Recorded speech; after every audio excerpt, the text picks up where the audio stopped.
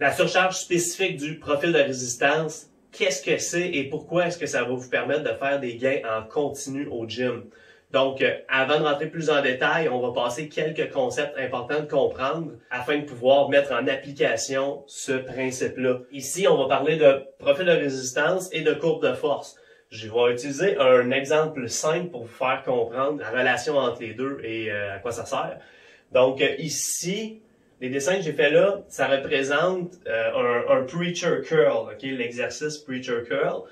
Que tout le monde connaît au gym, qu'on va faire sur un banc en appui comme ça, ou est-ce qu'on va faire une flexion du coude pour venir travailler les fléchisseurs du coude.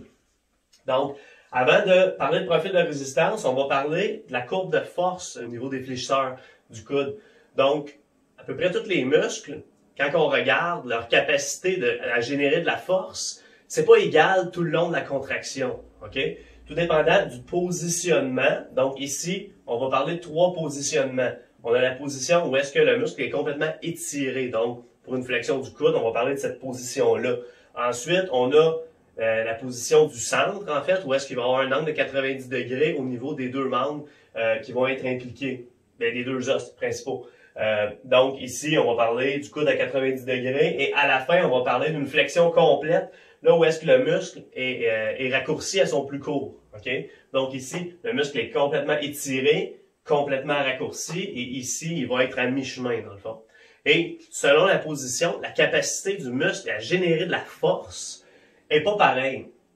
Donc, initialement, quand le muscle est complètement étiré, il est extrêmement faible. Il ne sera pas capable de lever une charge aussi lourde dans cette position-là que si on commence directement dans cette position-là. Okay? Donc, on peut voir que la capacité de générer de la force, elle augmente, elle va atteindre son sommet rendu à 90 degrés et va rediminuer après ça, plus le muscle va se raccourcir. Faut garder ça en tête, c'est que si on est capable de lever 50 livres ici, ça ne veut pas dire qu'on va être capable de le déplacer ici. Okay? Ça ne veut pas dire non plus qu'on va être forcément capable de le garder fixe ici. Ça se peut que si on le prend ici, que ça retombe jusque-là, puis là, on soit capable de le retenir.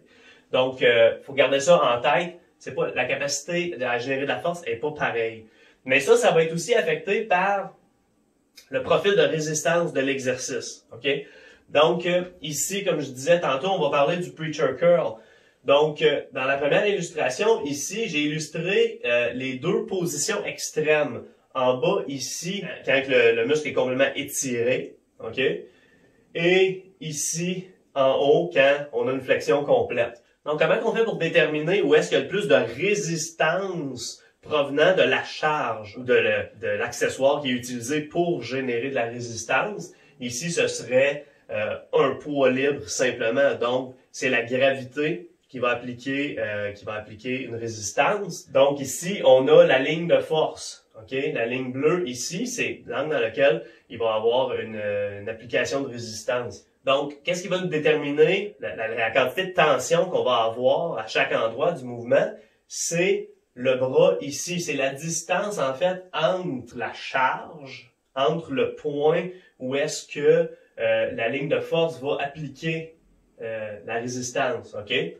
Donc ici, on peut voir qu'il y a une grande distance entre le coude et cette ligne-là. Cette position-ci, c'est la position où est-ce qu'on est moins fort. Okay? Donc, dans la position étirée sur cet exercice-là, il y a énormément de tension. Okay? Puis là, si on monte jusqu'en haut complètement, on peut voir que la distance, en fait, est pratiquement nulle. Okay? Rendue ici, est pratiquement nulle. Oui, on n'est pas très fort dans cette position-là, mais il y a pratiquement aucune tension. Donc, ça va être un endroit où est-ce qu'il faut faire attention pour ne pas se reposer. Okay? Parce que si on fait des pauses dans cette position-là, ben c'est possible qu'on soit capable de régénérer un petit peu d'énergie pour faire davantage de répétitions. Et si on passe littéralement ce point-là, donc on va voir ça des fois pour des gens qui ont peut-être moins gros développement de leur masse musculaire, qui vont être capables d'amener littéralement leur avant-bras passer ce point-là. Ben là, dans cette position-là, les biceps ont aucune tension provenant de la charge utilisée. Maintenant, comment on fait pour déterminer c'est quoi le point dans cet exercice-là où est-ce qu'il y a bel et bien le plus de résistance? Ben là, il faut regarder en fait l'endroit dans le mouvement où est-ce qu'il va y avoir le plus de distance entre l'axe de rotation et la charge, ok? Donc, on peut voir que c'est quand l'avant-bras va être complètement parallèle au sol qu'il va avoir le plus de résistance, OK? Parce que l'axe, la ligne de force, est perpendiculaire au sol, vu que c'est la gravité. Donc, c'est dans cette position-ci. Si on regarde la position du coude, on peut voir que dans cette position-ci, on est peut-être ici. OK? Donc, on n'est pas dans la position où est-ce qu'on est le plus fort, où est-ce qu'il y a le plus de résistance. Ce qui explique pourquoi que si on fait un curl debout comme ça, si on est capable de lever, disons, avec une barre 100 livres comme ça, bien, sur cet exercice-là, c'est normal qu'on ne puisse pas prendre la même charge. OK? Parce que où est-ce qu'il y a le plus de résistance, c'est un endroit où est-ce qu'on est moins fort que, par exemple, un curl normal debout. OK? Donc, il faut toujours garder ça en tête. Maintenant, où est-ce qu'on est par rapport au profil, dans la position où est-ce qu'on est le plus fort? Si on regarde, quand le coude est à 90 degrés, donc l'endroit où est-ce qu'on est le plus fort, le bras est plus court. Okay? C'est pour ça que souvent, à la fin, on va être capable de finir. Quand on va passer le point difficile, on va généralement toujours être capable de finir notre répétition. Parce qu'en fait, on est plus avantagé mécaniquement et il y a moins de résistance à la fin du mouvement. C'est pour ça que souvent, typiquement, cet exercice-là, on va être capable de faire une répétition. Quand on est très fatigué, on va souvent être capable de faire notre dernière répétition, mais ça va nous prendre peut-être 10 secondes à monter. Parce qu'on s'est fatigué beaucoup pour passer le point plus difficile. Mais là, on est de plus en plus avantagé, donc on est généralement capable de continuer pour terminer notre répétition. Et si on essaie de faire une autre répétition suite à ça, ben souvent, c'est à peine si on va être capable de lever la charge. Okay? C'est à peine si le coude va plier, parce que là, on retombe dans une zone où est-ce que on est faible et qu'il y a beaucoup de tension. Pourquoi j'explique tout ça? C'est quoi la surcharge spécifique du profil de résistance? En fait, c'est une façon d'apprendre aux gens, justement, à déterminer sur chacun des exercices, c'est où est-ce qu'il y a le plus de résistance. Donc, typiquement, avec nos clients, ce qu'on va faire quand on va donner des exercices, on va toujours spécifier c'est où ce point-là, OK? Tension maximale en bas, tension maximale au milieu, etc. Puis on va essayer de leur apprendre comment être capable eux-mêmes de déterminer c'est où.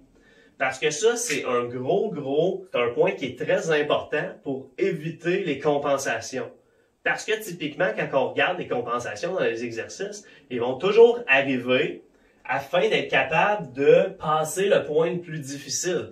Généralement, l'exécution va être bonne jusqu'à temps qu'on arrive au point dans l'exercice où est-ce que là, il y a le plus de résistance et le réflexe du corps, ça va être de bouger d'autres articulations, d'adapter le corps pour être capable de passer ce point-là en générant le moins de stress sur la structure qui est le plus sollicitée. Donc, typiquement, le corps, lui, si on donne pas de directive de manière intuitive sur un curl, il va avoir une adaptation qui va se faire où est-ce qu'on va peut-être avancer les épaules, on va peut-être pencher le corps pour après ça venir faire un genre de momentum pour passer ce point-là pour protéger le biceps, pour pas créer un dommage sur le muscle, parce que le corps, il veut éviter ce stress-là. Mais nous, quand on fait de la musculation, intentionnellement, on veut créer ce stress-là. Donc, il faut faire des choses qui sont beaucoup contre-intuitives. Par exemple, typiquement, là, en sachant tout ça, ça va être quoi la compensation la plus commune qu'on va voir justement sur un preacher curl? Ben, ce qu'on va voir, c'est que les gens vont souvent avoir une charge qui est trop lourde en partant. OK?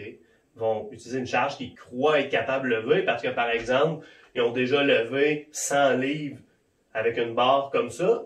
Donc, ils se disent, bon, ben, je vais mettre la même charge là-dessus. Mais on est moins fort pour toutes les raisons que j'ai expliquées au préalable.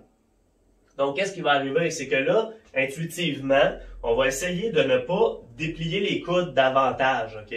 On va essayer de garder cette position-là, mais on va vouloir continuer à descendre parce qu'on le sait que, ah ouais, mais il faut que j'amène le poids jusqu'en bas. Donc, typiquement, qu'est-ce qui va arriver sur cet exercice-là? C'est que il va pas avoir une stabilité adéquate au niveau de l'épaule. Souvent, les gens vont venir lever les épaules, OK?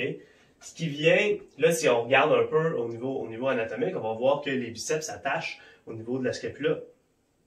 Donc, si je lève mes épaules, je me trouve à permettre au poids de continuer à descendre, mais en gardant mon angle de 90 degrés ici, OK? Donc, qu'est-ce qui arrive, par exemple, typiquement ici, c'est que si on avait la scapula qui était là, ben là, les gens vont lever les épaules, ce qui va amener la scapula dans cette position-là. Donc, le corps va pas forcément avoir bougé tant que ça, mais il va avoir eu beaucoup de mouvement au niveau de l'épaule. Ce qui va faire en sorte que, en fait, on va garder notre angle ici, parce que si je lève mon épaule, l'humérus va suivre, OK? Donc là, on va avoir descendu le poids où est-ce qu'il y a bel et bien plus de résistance sur l'exercice, mais on va avoir gardé une position où est-ce qu'on est fort. De faire ça, ou de faire un curl, par exemple, debout, la différence n'est pas très grande. Le but de faire cet exercice-là, ça va être de surcharger un différent point dans l'amplitude de mouvement, chose qu'on va pas faire si on y va de cette manière-là. Même que, vous remarquerez, souvent, on va voir des gens aller jusqu'à lever les fesses du banc. On va même voir tout le corps levé. Mais qu'est-ce qui arrive? C'est exactement ça. C'est qu'en levant tout le corps, on change la mécanique, on vient placer l'humérus dans une position où est-ce qu'il y a le plus de résistance, on va rester fort. Quand on apprend sur chacun des exercices, c'est où exactement le point où il y a le plus de résistance. De cette manière-là, on est capable de facilement prévenir les compensations et on est capable d'aller tirer un maximum de bénéfices de notre exercice. Parce que si, par exemple, on fait ça sur tous les exercices de flexion comme ça, ben, en fait, on a toujours surchargé le même point. Ce qui sert pas vraiment à rien, en fait, d'aller chercher une variété d'exercices si, au final, on surcharge pas différents points dans l'amplitude du mouvement. Donc, j'espère que ça va vous aider. J'espère que ça vous a fait allumer certaines choses, peut-être remarquer que vous faisiez des erreurs à l'entraînement à cause de ça. Donc, s'il vous plaît, encore une fois, si vous pouvez partager, ça va m'aider grandement.